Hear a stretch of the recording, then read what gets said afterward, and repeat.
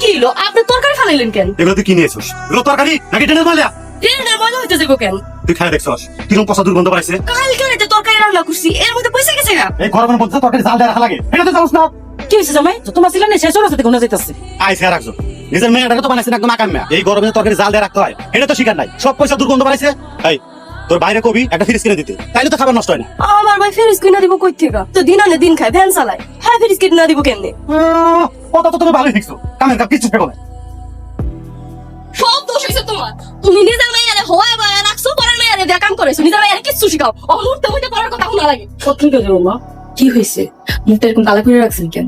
কি আর কমবো, ফ্রিজের দোকানে গেছিলাম, পুরানা ফ্রিজের এত দাম, একটা পছন্দ হইলো কয় 20,000 টাকা। এত টাকা আমি কই পাবো? সামান্য একটা ভ্যান চালাই। আপনি চিন্তা করেন না, 1000 টাকা দামের ফ্রিজ না কিনলেও চলো। আমরা এর চেয়ে কম দামের কিনি। আই মামার চেয়ে কানা মামা ভালা। আপনার কাছে যেই টাকা আছে আর আমার বেতন বোনাসের টাকা লগে মাটির ব্যাংকটা ভেঙে যা হইব এটি দিয়ে একটা ফ্রিজ লিয়াম। মাটির ব্যাংকটা ভাঙিয়া ফেলবা? হ ভাঙবো, আমাকে ঘরে ফিরে যান না। আমি বস্তি সবার আবদার পূরণ করবো। লিবো আমার তুই এত ভালা কে? কান্দিস না মা, বিয়া তো একটা সামানের লগে কথা কথা খালি বল গায়ে হাত তুলে। ফ্রিজের লেগে আমারে পাগল বানায় লাইছে তোমার জামা। মার নাই আমি কি গুজু গুজু করতেছো? ওদিক দিয়ে তো ঘটনা একটা ঘটে গেছে, তোমার ভাই ফ্রিজ কিনতেছে, মনে রেলে ফ্রিজের দোকানে গেছে। তুমি জানলে কেমনে? অগবস্তির কালাম ভাই কইছে, ভালোই তো টাকা পয়সা মালিক হয়ে গেছে আপনার সাথে। তো বিয়ার সময় যে নিজের বোনের রে একটা সুতা দেয় নাই হিসাব আছে, নিজের ঘরে ফ্রিজ তুলতেছে। আপনার পোলার যেহেতু এত টাকা পয়সা হয়েছে, তাহলে হ্যাঁ কর আমার ঘরে একটা ফ্রিজ দিতে।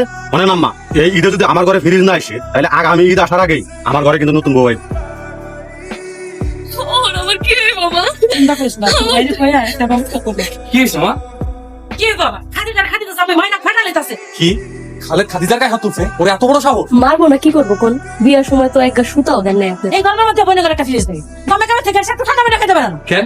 খালেদ তো ট্যাক্স চালায়, ভালো ইনকাম করে, একটা ফ্রিজ কিনতে পারে না? কইছে ফ্রিজ আপনারে কিনা দিতে। যদি ফ্রিজ না দিতে পারেন হ্যাঁ মানে তালাক দিব। তুই কি চাস তোর বোনের সংসার ভেঙে যায়? তাইলে এখন আমি কি করবো মা? তুমি কইয়া দাও। একটা ফ্রিজ কত কষ্ট করে কিনছি, আর একটা ফ্রিজ আমি কেমনে কিনবো? আপনি কাইন্দেন, খাদিজার করে এমনি ফিরে যাইব। ভাবি তুমি আমার মাফ কইরা দিন, আমি স্বার্থপরের মতন তোমাকে খুশিটা সিনে নিয়ে গেলাম। কত পুরানো স্মৃতি ধরে রাখবা। ছবিটা দেখলে আমার মনটা ভইরা যায়।